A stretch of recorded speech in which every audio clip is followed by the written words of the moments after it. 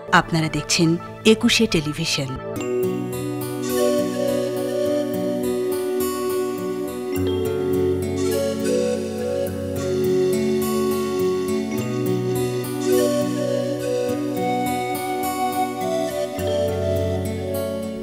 প্রিয় দর্শক, আপনাদের সবাইকে আমন্ত্রণ জানাচ্ছি একুশে টেলিভিশনের স্বাস্থ্যসেবা ও তথ্য বিষয়ক নিয়মিত অনুষ্ঠান এসকেএফ নিবেদিত হেলদি লাইফে। আপনাদের সাথে আছে আমি ডাক্তার নন্দিনী সরকার। দর্শক, আমাদের আজকের আলোচনার বিষয় করোনা পরবর্তী জটিলতা। এ বিষয়ে পরামর্শ দেওয়ার জন্য আজ আমাদের সঙ্গে স্টুডিওতে উপস্থিত আছেন ডাক্তার মোহাম্মদ রইসউদ্দিন মণ্ডল, সহযোগী অধ্যাপক ও বিভাগীয় প্রধান, কার্ডিওলজি বিভাগ, রাজশাহী মেডিকেল কলেজ হাসপাতাল। আমাদের সাথে স্টুডিওতে জুমে সংযুক্ত আছেন ডাক্তার মোল্লা মোহাম্মদ ইফতেখার হোসেন, সহকারী অধ্যাপক, কার্ডিওলজি বিভাগ, রাজশাহী মেডিকেল কলেজ হাসপাতাল। চলুন কথা বলি আমাদের আজকের অতিথিদের সাথে। স্যার, কেমন আছেন? জি, আলহামদুলিল্লাহ ভালো। স্যার, আমাদের আজকের আলোচনার বিষয় হচ্ছে করোনা পরবর্তী জটিলতা। আমরা জানি যে আমাদের দেশে দীর্ঘদিন ধরে লকডাউন চলেছে এবং বর্তমানে যেহেতু লকডাউন এখন আর চলছে না, মানুষ কিন্তু স্বাভাবিক কর্মজীবনে ফিরে যাচ্ছে। একই সাথে আমরা দেখেছি কয়েকদিন আগেই যে ল্যামডা ভেরিয়েন্টের একজন রোগী শনাক্ত করা সম্ভব হয়েছে। ভ্যাকসিনেশন শুরু হয়েছে এবং বড় জনগোষ্ঠীকে ভ্যাকসিনেশনের আওতায় আনার জন্য বয়স কমিয়ে ভ্যাকসিনেশন শুরু করার একটি প্রক্রিয়া চলছে। সার্বিকভাবে যদি আমরা চিন্তা করি তাহলে বাংলাদেশে বর্তমানে করোনা পরিস্থিতি আসলে কেমন? পিপলরা জনসাধারণ সচেতনতা বৃদ্ধি পাওয়াতে কিছুটা কমে এসেছে। স্টিল নাও এখনো হসপিটালে জেনারেল ওয়ার্ডে রোগী ভর্তি আছে, আইসিইউতে ভর্তি আছে, তবে আগের চেয়ে তুলনামূলক কম। আশা করি সচেতনতা বৃদ্ধি এবং ভ্যাকসিনেশন এটা যদি কন্টিনিউ করা যায় তাহলে সংক্রমণের মাত্রা কমিয়ে আনা সম্ভব হবে। আচ্ছা স্যার, আপনাকে ধন্যবাদ। আমি একটু ইফতেখার স্যারের কাছে যাব। স্যার, আপনার কাছে জানতে চাইবো যে করোনায় তো মানুষ আক্রান্ত হচ্ছে, কেউ কেউ মাইল্ড এবং মডারেট সিমটম নিয়ে বাসাতেও চিকিৎসা নিচ্ছেন, আবার কাউকে হয়তো হসপিটালে ভর্তি হতে হচ্ছে। করোনা কালীন সময় থেকে যখন সুস্থ হয়ে উঠছেন তারা, সেই সময়ে তারা বেশ কিছু জটিলতার সম্মুখীন হচ্ছেন। সাধারণত করোনা পরবর্তী সময়ে কি কি ধরনের জটিলতা হতে পারে?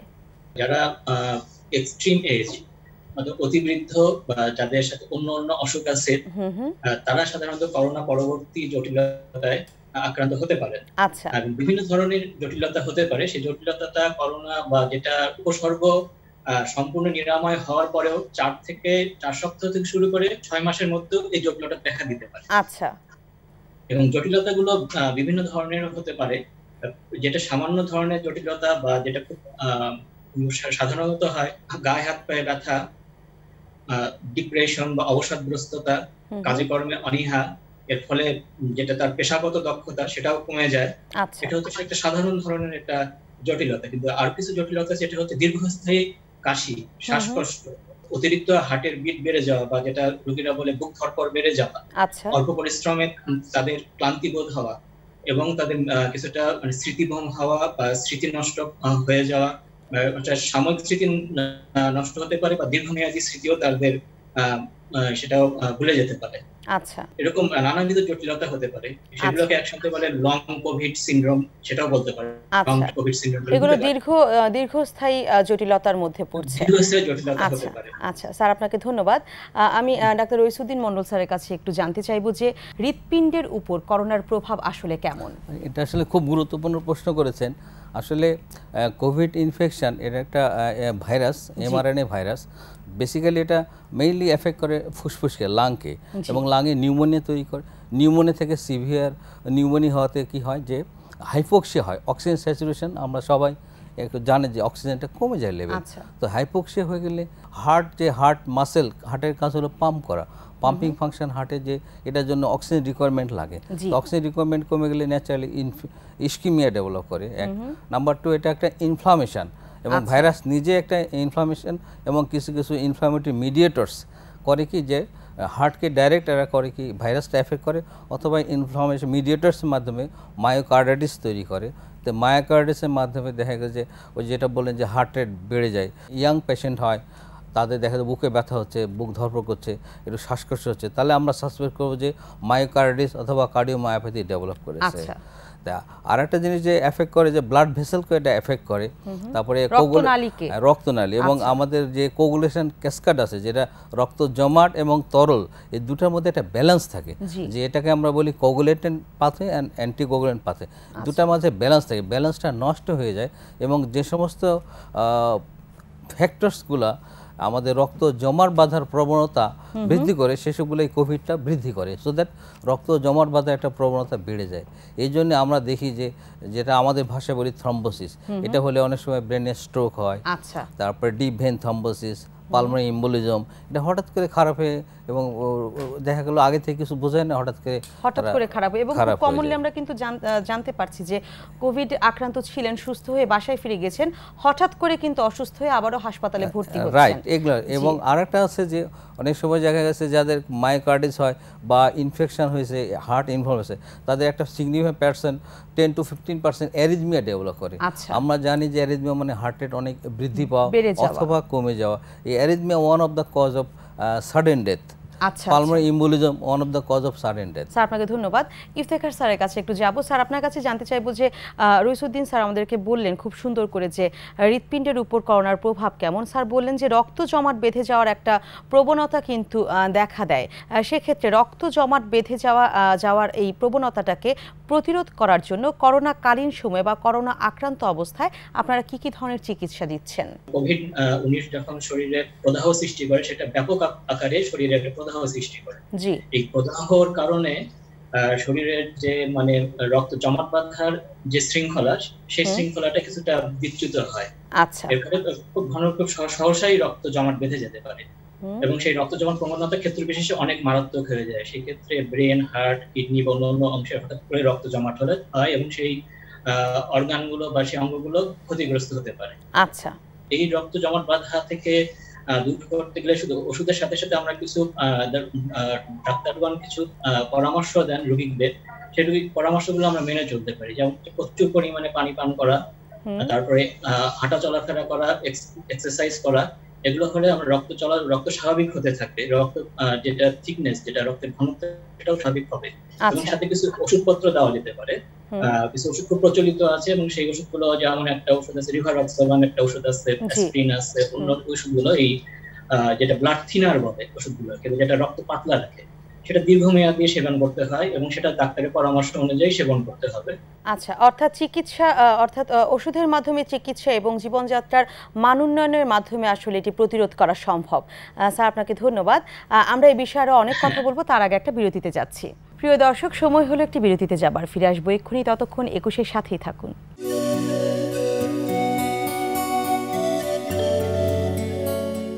বিরতির পর সবাইকে আবারও স্বাগত জানাচ্ছি 21 টেলিভিশনের স্বাস্থ্যসেবা ও তথ্য বিষয়ক নিয়মিত অনুষ্ঠান এসকেএফ নিবেদিত হেলদি লাইফে। আমরা আলোচনা করছিলাম করোনা পরবর্তী জটিলতা সম্পর্কে। ফিরে যাচ্ছি আলোচনায়। আমাদের সাথে জুমে সংযুক্ত আছেন doctor Iftekhar Hossain sir. Sir আপনার কাছে একটু জানতে চাইব যে যারা আগে থেকে হৃদরোগে আক্রান্ত, তারা করোনাকালীন সময়ে বা করোনা আক্রান্ত হয়ে যাওয়ার পর যখন আবার নেগেটিভ হয়ে যাবে, তখন তাদের পূর্বের যে ওষুধগুলো তারা খাচ্ছিলেন সেগুলো তারা কিভাবে মেনটেন করবেন? পূর্বের যে ওষুধ, যারা হৃদরোগে আক্রান্ত রয়েছেন তারা মানে পূর্ব থেকেই ওষুধগুলো সেবন করতে থাকবেন। মানে করোনার সময় বিশেষ করে যাদের হৃদরোগ আছে, প্রেসার আছে, হার্ট ফেলিওর আছে, সেই ওষুধগুলো যারা আগে থেকে খেয়ে আসছেন করোনার মধ্যেও তাদেরকে সেটা খেতে হবে, অথবা তাদের ডোজ অ্যাডজাস্ট করে নিতে হবে ডাক্তারের পরামর্শ নিতে।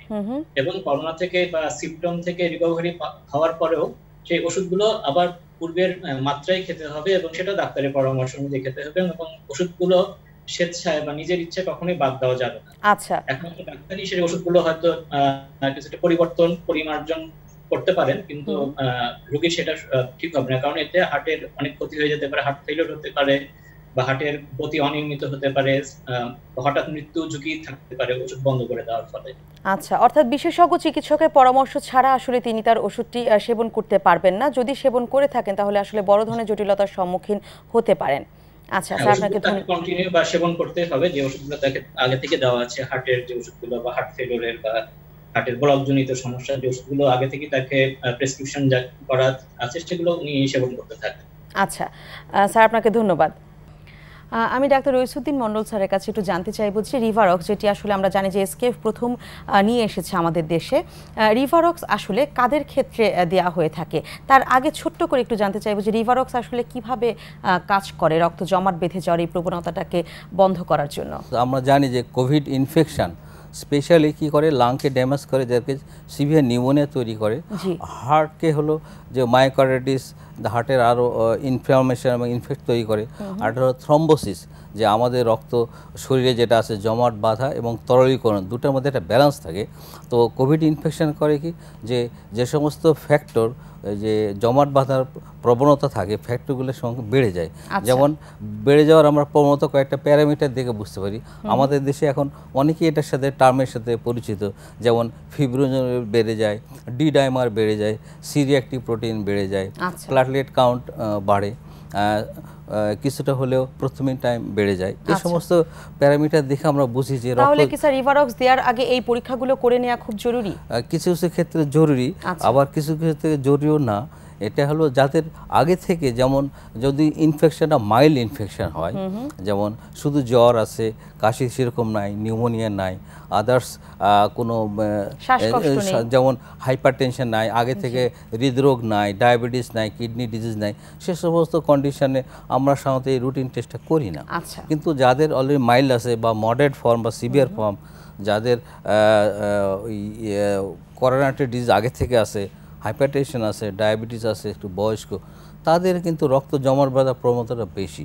এই কাজে এদেরকে ইনজেক্টেবল ফর্মে দিই। ইনজেকশন দিয়ে ইনক্সাপারিন আমরা 40 মিলিগ্রাম বা 60 মিলিগ্রাম সিঙ্গেল ডোজ, ক্ষেত্র বিশেষে 2টা ডোজ দেওয়া হয়, সাবকিউটেনিয়াসলি দেওয়া হয়। এরপরে সাধারণত হসপিটালে আমরা সাধারণত 5 থেকে 7 দিন এই ইনক্সাপারিন দিই। এর পরবর্তীতে আমরা রিভারক্স, এটা 10 মিলিগ্রাম দিনে একবার করে 4 থেকে 6 সপ্তাহ দেওয়া যায়, মুখে দেওয়া হয় দিনে একবার করে।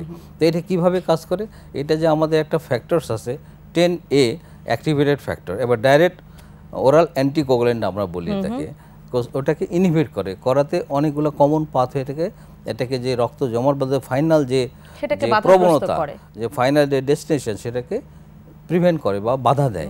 বাধা দেওয়াতে রক্তটা জমাট বাঁধে না এবং তরলীকরণ করে, এবং এখান থেকে আলটিমেটলি অনেকগুলো ইয়েকে আমরা অ্যাভয়েড করতে পারি। তার মধ্যে যেমন থ্রম্বোএম্বোলিজম, তারপরে deep vein thrombosis, stroke, DIC, এসবগুলোকে আমরা অ্যাভয়েড করতে পারি। এই জটিলতাগুলোকেও আসলে প্রতিরোধ করা সম্ভব। স্যার, রিভারক্সের কি কোনো সাইড ইফেক্ট আছে? রিভারক্স এবং এটা একটা, যেহেতু এটা অ্যান্টিকোগুলেন্ট, মানে এটি রক্ত যেহেতু তরলীকরণ করে, কারো কারো এমন হতে পারে যে ব্লিডিং হওয়ার প্রবণতা বেশি থাকে। তবে আমরা তো বেশি ডোজে দিচ্ছি না, আমরা তো 10 মিলিগ্রাম, তো বেশি খুব একটা সাইড ইফেক্ট করে না। তো যদি ডোজ বেশি দিই সেক্ষেত্রে হয়তো ব্লিডিং টেন্ডেন্সি হইতে পারে। আচ্ছা, অনেকেই দেখা যাচ্ছে যে অনেকে জেনে গিয়েছে যে এটি আসলে করোনার চিকিৎসায় দেয়া হয়। দেখা যাচ্ছে যে তারা অনেকেই কিন্তু ফার্মেসি থেকে ওষুধটি কিনে নিজেরাই বাসায় খাচ্ছেন। এটি আসলে কেমন? আসলে রিস্ক স্ট্র্যাটিফিকেশন আমরা বলি, যে যদি রিস্ক হাই রিস্ক গ্রুপ না হয়, যাদের কিছু আছে যেমন করোনা যাদের হলো পজিটিভ বা মাইল্ড কেস, একটু আগে আপনারা সবাই জেনে গেছি, মাইল্ড কেসে সবারকে হসপিটালে ভর্তি হওয়া দরকার নেই, সবারকে সব ধরনের চিকিৎসা দরকার নেই। যাদের মাইল্ড কেস, যাদের জ্বর আছে, জ্বরের জন্য প্যারাসিটামল খাবে, সর্দি থাকলে অ্যান্টিহিস্টামিন খাবে, সিমটোমেটিক ট্রিটমেন্ট। যাদের একটু সিভিয়ার ফর্মে আছে বা যাদের আগে থেকে হার্টের রোগ আছে এবং বিশেষজ্ঞ ডাক্তারের পরামর্শ ছাড়া আসলে এই বিশেষ ধরনের ওষুধ খাওয়া ঠিক না, বিকজ এটা হিতে বিপরীত হতে পারে এবং বড় ধরনের জটিলতা হতে পারে। স্যার, আপনাকে ধন্যবাদ। আমি একটু ইফতেখার স্যারের কাছে যাব। স্যার, আপনার কাছে জানতে চাইবো যে বর্তমানে আমরা জেনেছি যে ল্যামডা ভ্যারিয়েন্টের একজন রোগী শনাক্ত করা সম্ভব হয়েছে। ল্যামডা ভ্যারিয়েন্ট আসলে বলছে যে এটি অত্যন্ত মারাত্মক, যার কাছে অকার্যকর আসলে সব ধরনের টিকা। তো এটি আসলে কেন মারাত্মক, এবং এক্ষেত্রে উপসর্গের কি কোনো তারতম্য হতে পারে আগের ভ্যারিয়েন্টগুলোর তুলনায়? উপসর্গ, ল্যামডা ভ্যারিয়েন্টের উপসর্গগুলো আগের যে উপসর্গগুলো আছে সেই উপসর্গগুলো থেকেই আরো বেশি গুরুতর করে বা আরো গুরুত্বভাবে উপসর্গগুলো থাকে। সেই উপসর্গ যেগুলো আছে, শ্বাসকষ্ট, এটা তীব্রতা বেশি থাকে, মুখে স্বাদ না পাওয়া, নাকের গন্ধ না পাওয়া, এই উপসর্গগুলো আরো তীব্রতর ভাবে থাকে। এখানে কোনো অ্যান্টিবডি বা যে ভ্যাকসিন গুলো আছে সেগুলো দেখা যায় যে অনেক কম কার্যকর। এখন এটা এই ভ্যারিয়েন্টটা খুবই নতুন এসেছে এবং মোটামুটি 30টা দেশে এখন পর্যন্ত এটা এই ভ্যারিয়েন্টটা খবর পাওয়া গেছে, ল্যামডা ভ্যারিয়েন্টের। কিন্তু সেটা সম্পর্কে এখনো ডিটেলস বা আমাদের স্বাস্থ্যবিজ্ঞানীরা এখন অত ডিটেলস বা অত বিশদ এখনো গবেষণা চলছে, এখনো বিশদ জানা যায়নি আচ্ছা এই ভ্যারিয়েন্টের গতি প্রকৃতি সম্পর্কে। আচ্ছা, এ পর্যায়ে আমি ডাক্তার রইসুদ্দিন স্যারের কাছে আবার একটু যাব যে স্যার আপনার কাছে জানতে চাইবো যে যারা হচ্ছে আগে থেকে হৃদরোগে আক্রান্ত এবং বিভিন্ন ধরনের ওষুধ খাচ্ছেন, তারা করোনা আক্রান্ত না হলেও এই যে বর্তমানে করোনায় অনেক বেশি লোক আক্রান্ত হচ্ছে বা করোনাকালীন সময় একটি চলছে, এই সময় আসলে তাদের কি কি ধরনের সাবধানতা তাদের দৈনন্দিন জীবনে মেনে চলা উচিত? পূর্বের যে ওষুধ আছে, যেমন এখানে অ্যান্টিপ্লাটলেট ড্রাগস থাকে, অ্যান্টিস্কিমিক ড্রাগ থাকে, লিপিড লোয়ারিং এজেন্ট যেমন স্ট্যাটিন থাকে, এগুলো কন্টিনিউ করবে। এবং অ্যাজ ইউজুয়াল প্রেশার ওষুধ যদি থাকে, ডায়াবেটিস, অ্যাজ ইউজুয়াল কন্টিনিউ করবে। তবে যেহেতু এটা হলো মাল্টি অর্গান ইনভলভমেন্ট হয় এবং কিছু কিছু যাদের আছে কোমরবিড ডিজিজ বলি আমরা, একসাথে সাপোজ হাইপারটেনশন থাকলে ওদের ডায়াবেটিস থাকার প্রবণতা থাকে, তারপরে করোনারি ডিজিজ থাকে, কাজে এই সমস্ত কন্ডিশনে তাদেরকে কিন্তু ইনফেকশন অল্পতে কাবু করে ফেলে। সো দ্যাট এই গ্রুপ অফ পেশেন্টদেরকে ডাক্তারের পরামর্শ মোতাবেক যেন চলে এবং ওষুধ যেন কন্টিনিউ করে এবং স্বাস্থ্যবিধি ভালোভাবে মেনে চলে। আমরা এই বিষয়ে আরও অনেক কথা বলবো, তার আগে একটা বিরতিতে যাচ্ছি।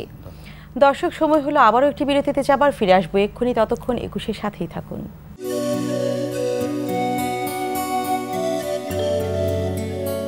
বিরতির পর আমি ডাক্তার নন্দিনী সরকার সবাইকে আবারও স্বাগত জানাচ্ছি 21 টেলিভিশনের স্বাস্থ্যসেবা ও তথ্য বিষয়ক নিয়মিত অনুষ্ঠান এসকেএফ নিবেদিত হেলদি লাইফে। আমরা আলোচনা করছিলাম করোনা পরবর্তী জটিলতার সম্পর্কে। ফিরে যাচ্ছে আলোচনায়। স্যার, আমি আপনার কাছে একটু জানতে চাইবো যে ভ্যাকসিনেশন, এই বিষয়টি কিন্তু এখন অনেক বেশি আলোচিত একটি বিষয় এবং দেখা যাচ্ছে যে আমাদের বাংলাদেশ সরকার বয়স কমিয়ে এনে একটি বড় জনগোষ্ঠীকে আসলে ভ্যাকসিনেশনের আওতায় আনতে চাচ্ছে। এক্ষেত্রে জানতে চাইবো যে এই যে ভ্যাকসিনেশন শুরু হয়েছে এবং বেশ সফলভাবে চলছে, এই ভ্যাকসিন আসলে কতটুকু নিরাপত্তা দিচ্ছে? ভ্যাকসিন আসলে ভালোই কার্যকর এবং যারা ভ্যাকসিনেশন, যেমন ডাক্তারদের, আগে আমরা কিছুদিন আগে শুনতাম যে বিভিন্ন হসপিটালে ডক্টরে চিকিৎসা দিতে গিয়ে ইনফেকশন হয়, তারা কারো গুরুতর হয় এবং তাদের কিন্তু গত কয়েক মাসে কিন্তু ভ্যাকসিন নেওয়ার পরে কিন্তু আমরা সেই প্রবণতা দেখি না। যারা আমরা হেলথ ওয়ার্কার, যারা front fighter, specially doctor, nurse, এদের মধ্যে কিন্তু ইনফেকশন রেটটা অনেক কমে গেছে। এবং ইনফেকশন হলেও অনেক সময় ভাইরাস দ্যাট ইজ ভ্যাকসিন নেওয়ার পরে অনেকের প্রবণতা, আমি তো ভ্যাকসিন নিয়েছি কাজে আমাকে স্বাস্থ্যবিধি না মানলেও চলবে। আসলে ব্যাপারটা খুব বেশি দেখা যাচ্ছে। এই প্রবণতা আসলে ঠিক না। বিকজ ভ্যাকসিনেশন পরেও আমাদেরকে স্বাস্থ্যবিধি মেনে চলতে হবে, মাস্ক পরতে হবে, সোশ্যাল ডিস্টেন্স মেনটেন করতে হবে।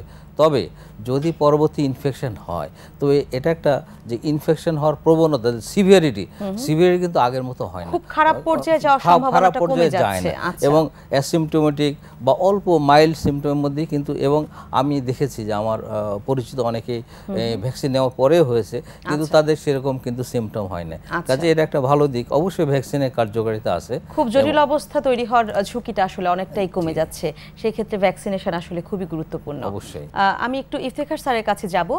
স্যার, আপনার কাছে জানতে চাইবো যে অনেকদিন পরে কিন্তু আসলে স্বাভাবিক জনজীবনে বা কর্মজীবনে মানুষ ফিরছে লকডাউন শেষে।